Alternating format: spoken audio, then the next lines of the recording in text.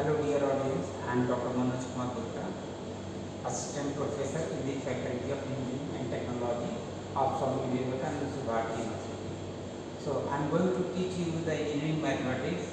So there are many important topics. One of these topics is the expansion of the functions. Okay. So firstly we will discuss the first one, that is the MACLAURIAN'S expansion. See, the MACLAURIAN'S expansion as well as the Taylor's expansion, both the expansions we can do for one variable as well as for two variables. So firstly we are going to discuss the MACLAURIAN'S expansion of one variable. So to expand the function fx of one variable, we must satisfy certain conditions. The first condition says that the function fx and its all the derivative should be continuous in the closed interval 0 to x, where x may be any arbitrary point between 0 to that arbitrary point. So continuity means it must satisfy, that is the function as well as its derivative must satisfy all the conditions of the continuity. Like it must be defined, it means must be defined at all the points of this interval. Okay. Also its limits, that is the limit of the function and the derivatives at this designated point must exist.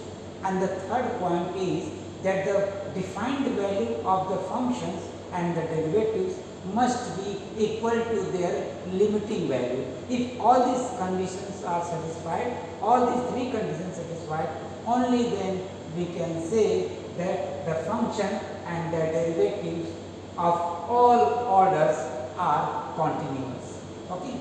Now similarly we have the next condition. The next condition says that the function must be differentiable in the open interval. See, the first condition was continuity in the closed interval.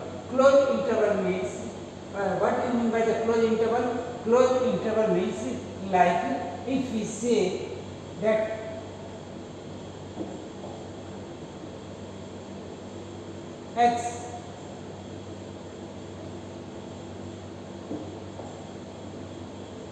suppose if I say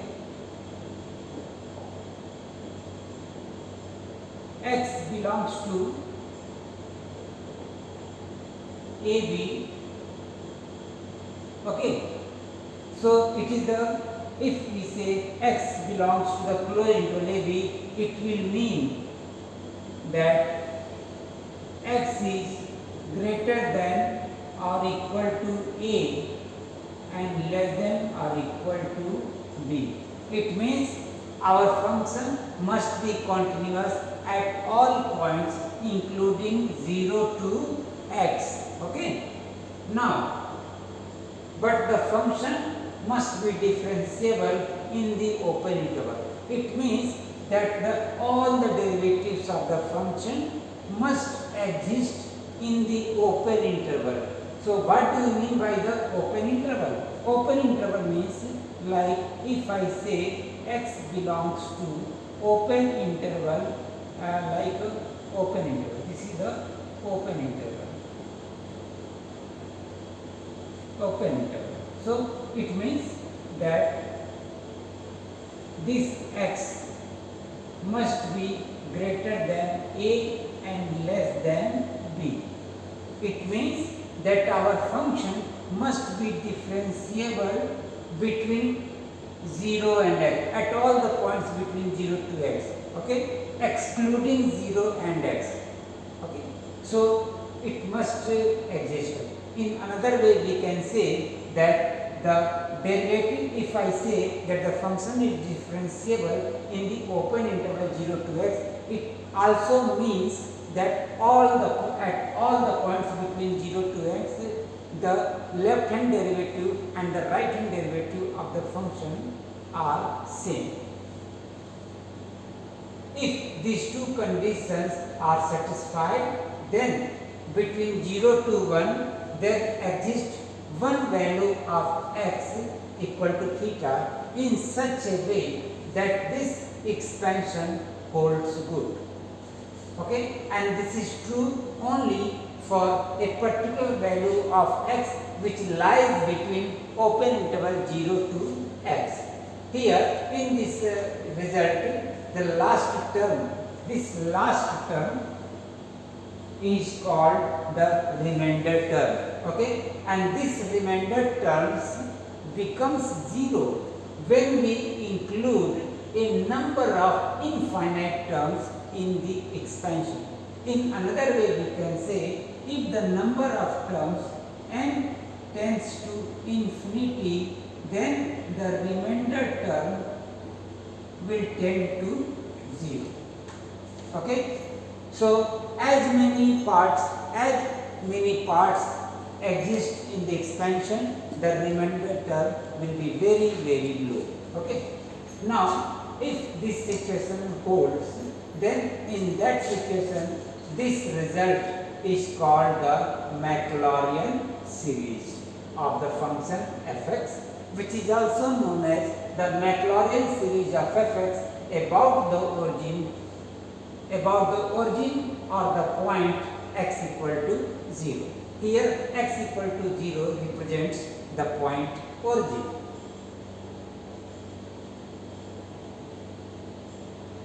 So this was the concept of Maclaurian series. Let us understand this concept with the help of a numerical example.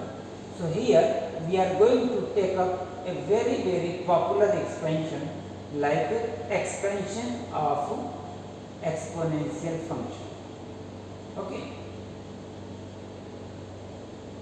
Now in this example, one thing is to be noted here, that when you have to find the Maclaurian's expansion, you may be directly asked to find the expansion about the origin, or you can be asked to expand the function in Maclaurian series if the point about which the function is to be expanded or the name of the series both are not mentioned. You are directly asked like expand the function. No point, no name of the series is mentioned. In that situation also we have to proceed in the same manner. Okay, like here all the three versions of the same question has been written here. You can see here, this is the first version, this is the second version, and this is the third version. See, all the three versions look different, but the procedure is not different. Procedure to find the expansion are same. See, so what we need, as we can see here, this was the expansion, Maclaurian's expansion. So suppose our function fx is e to the power x. So what we need? We need the function and their derivatives, and where they should be calculated at the origin x equal to 0. So the same thing we have to do. So how we are going to proceed? See. So the very first thing is that we have to find out the derivatives. See, how many derivatives we need? It depends upon how many terms are to be included in the expansion. Okay, so generally at least the expansion must show at least 3 to 4 terms, so that we can generalize the pattern to write down the next term. So the expansion must have at least 3 to 4 terms after discarding all the other terms. So let us start. So this is the original function expansion and they are the derivatives. Okay, so we know that the derivative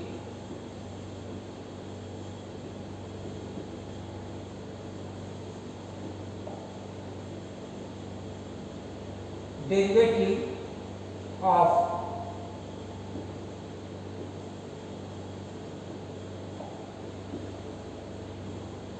e to the power x is e to the power x. It means the derivative of exponential function is the same. Okay, so that's why the first derivative of e to the power x is e to the power x. In the same way, since the first derivative is also exponential, so its other higher derivatives are also same. Okay. Now, whatever the order of the differential is, the value of derivative is not going to change. So now the next step is we have to find the value of the function and their derivatives at the origin. Origin means at x equal to 0, at the origin.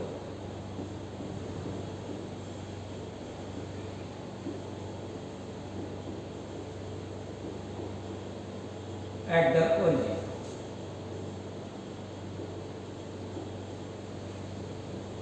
X equal to 0.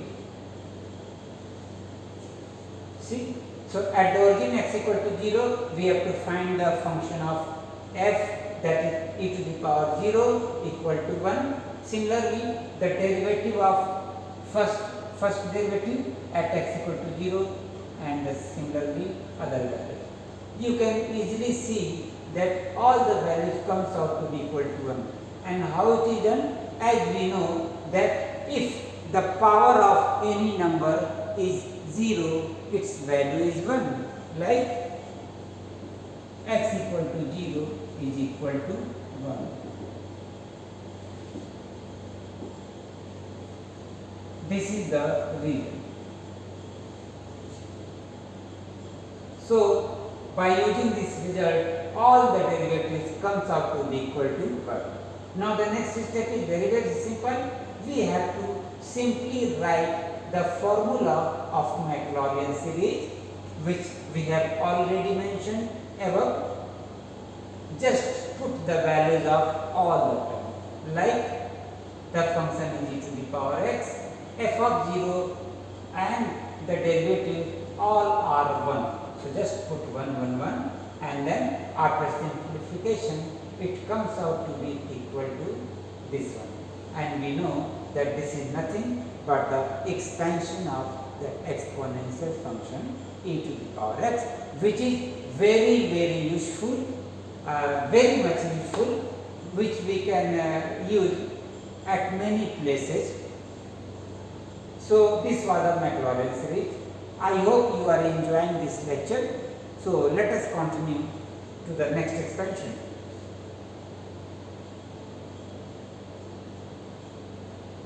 Now, the next expansion is Taylor's expansion of a function of one variable. This is another expansion. You can say this is a particular expansion, and what is the relation between the Maclaurin's expansion and Taylor's expansion, I will explain you later. Both are interrelated. How it is related, I will explain you at the end. See, now what is the Taylor's expansion? Like the Maclaurin's expansion, it also must satisfy certain conditions. Like here, the function and the derivative must be continuous in the closed interval AB. You have to note one thing, that in the Maclaurin's expansion, our derivatives and the function were continuous in the closed interval 0 to x, where you can see here this function, this derivative and the function are continuous in an arbitrary point, arbitrary closed interval. Here A and B both are the arbitrary points. Now, in this arbitrary closed interval, our function must be continuous. As I have already said that all the function and the derivatives, if they are continuous in this closed interval AB, it will mean that all these derivatives and the function are satisfying the conditions of continuity. Okay, and what were the conditions? The conditions are same, like the derivatives and the functions are defined. It means that they have the finite value in between a and b, at all the points between a and b, including a, b, that is all the points, that is x greater than a are equal to b. At all the points our functions are continuous, that is all the function and the derivatives have the defined value, all values are finite between a and b. The second condition says that the function and the derivatives, the limit of the derivatives and the function must exist between a and b. And the third condition says that the defined value of the function and the derivatives, okay, must be equal to their limiting value, that is to the limit. This is the third condition. If these three conditions are met, only then we can say that the function and the derivatives are continuous in the closed interval a. Now the second condition. The second condition says that all the derivatives must exist in the open interval AB. Open interval means that x is greater than a and less than b. Okay, that is at all the points between a and b, all the derivatives must have a finite value. In another way, we can say that all the points between a and b, the left hand derivative and the right hand derivative of all orders of the function must be same. This is the condition of differentiability. So, if these two conditions are satisfied, only then we can say that in that situation, there in this open interval 0, 1 to 1, there must exist one value of x, like x equal to theta. There must exist at least one value theta between 0 to 1, such that this result holds good. Where here Rn, this Rn is nothing but the remainder term, which will become 0. The remainder term, the value of the remainder term is written here, and this remainder terms becomes 0 when the number of terms goes to infinity. That is, as many number of terms we include, the remainder term will be very, very low. Okay. So in that situation, this result 1 is known as the Taylor's expansion. Taylor's expansion. So if this Taylor's expansion 1, okay, what we do here? If we put here as n tends to infinity, then Rn tends to 0, okay, and put a equal to x. A means a particular point. Suppose if in place of a we have a general point like x.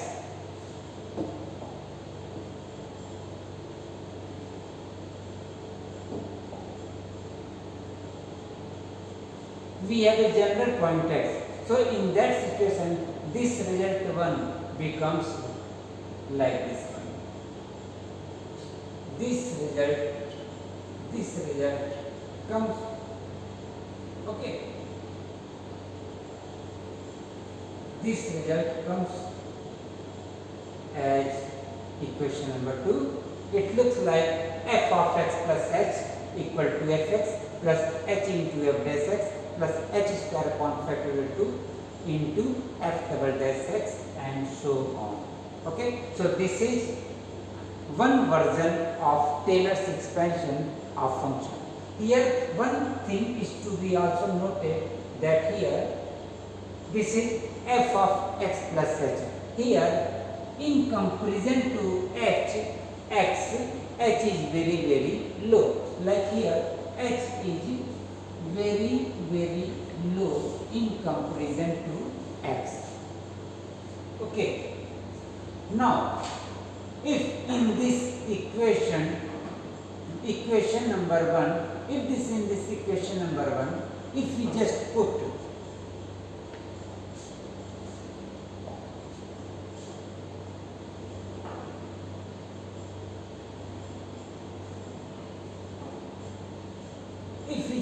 here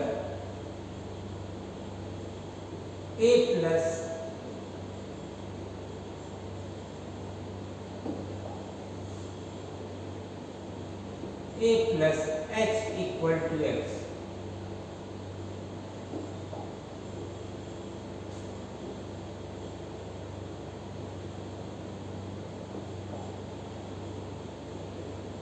Okay, so if this in the same expansion, equation number 1, if we put a plus h equal to x, of course with the condition that when n tends to infinity, the remainder term will tend to 0, and if we put a plus h equal to x, then it will give you h equal to x minus a. Now, if we substitute these two values in this equation 1, then the equation 1 takes the another form, that is this one. We have just put a plus h equal to x, and then h is replaced by x minus a, and then equation 1 takes this form, which is known as the Taylor's expansion of one variable about the point x equal to a or in the powers of x minus a. So this is the very important result. Not only the result 3 is important, as well as the equation 2 is also important. Okay. So for the Taylor's expansion, we have two versions: equation number 2, this one, and equation number 3. Equation number like this one. Equation number 3. These two results are very important. So as we need, we accordingly use either equation number 2 or equation number 3 for the Taylor's expansion. So let us understand the concept of this Taylor's expansion by using an example. So in this example, you can see here. Now, before explaining you the example, I will tell you one important thing. As you know, at the starting, I had just told you that there is a common relation between Maclaurin series and Taylor series. See, as I have just told you that this equation 3 represents the Taylor's expansion of the function f(x) at an arbitrary point x equal to a. Okay, you see, if you just shift this arbitrary point x equal to a to the origin, like if we put x equal to 0, in equation number 3, it will look like a Maclaurin series. Like see, it will become f(x) equal to f of 0 plus x into f dash 0 plus x square upon factorial 2 into f double dash a plus so on. And this is nothing but the same Maclaurin series. So in another way, we can say that the Maclaurin series expansion is nothing but a very special case of Taylor's expansion. So as Taylor's expansion gives us the liberty to find the expansion of a function at any arbitrary point x equal to a, whereas the Maclaurin's series gives us the opportunity to expand the function at the origin. So this is the relation between Maclaurin's and Taylor's expansion. Now let us come to the example. So in this example, how in two ways the question can be asked. You can be directly asked to find the Taylor's expansion about any point x equal to a, or the name of the expansion is mentioned, as well as you can also be asked to expand the function in the powers of x minus a. So whatever you are asked, either by telling you the name of the expansion or the point about which the function is to be expanded, or the term in which power the function is to be expanded, in all the three cases we have to proceed in the same way. So let us start the solution. So as you know, like this is the what we must note down. First thing, the function whose expansion is to be done. The second point is the point about which the function is to be expanded, or the term whose power is to be used. So here I have taken both the things. See, so as we can see here that we have the function sin x, which is to be expanded in the powers of x plus 3, or about the point x equal to minus 3. These three both look different, but actually they are same. How? See here.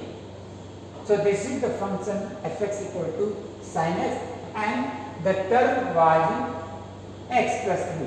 So whatever the term is given whose powers are to be used, you just compare the term with x minus 3. So after comparing this term with x minus 3, we come to the point that a is equal to minus 3, and this was the point about which our function is to be expanded. So this is the very important point. So either the point is directly mentioned or the term is mentioned. So whatever is given, we have to come to the point a, about which the function is to be expanded. Now the next step is we have to find the derivatives. So the derivatives are the original function was sin x, and we know the first derivative, that is the derivative of sin x, is nothing but the cosine function cos x. Similarly, for the second derivative, we have to differentiate the first derivative, that becomes the minus sin x, and similarly the third, fourth, and so on. Now we have calculated the derivatives only up to the fourth order. Why we have done this? Because you can see that the fourth derivative is nothing but the original function, and from here the same pattern will be repeated, like the fifth derivative will be the same as the first derivative is. Now after calculating all the derivatives, the next step is to calculate the value of function as well as their derivatives at the arbitrary point x equal to minus 3. So at this point x equal to a, which is minus 3, we have calculated the value.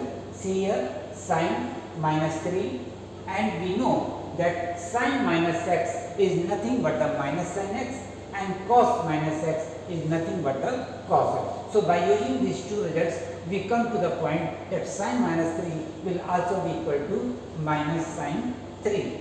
Similarly, cosine minus 3 will be cos 3, and other values are also calculated in the same way. Now, after calculating all these results, the last step is very simple. You have to just write down the formula of Taylor's expansion, and this is here. This is nothing but the function fx equal to f of a plus x minus a into a plus a and so on. So what we have to do? Just substitute the above results in this formula and here we are. After simplification, this comes out to be equal to this one. So this is our final solution of the Taylor's expansion of sin x about the point x equal to minus 3, or we can say this is the Taylor's expansion of sin x in the powers of x minus 3. So this is the end of the solution and also end of the topic. I hope you must have enjoyed the lecture, and we can similarly find the expansion of the functions of more than one variable, and which we can discuss in the coming lectures. See you again. Thank you so much.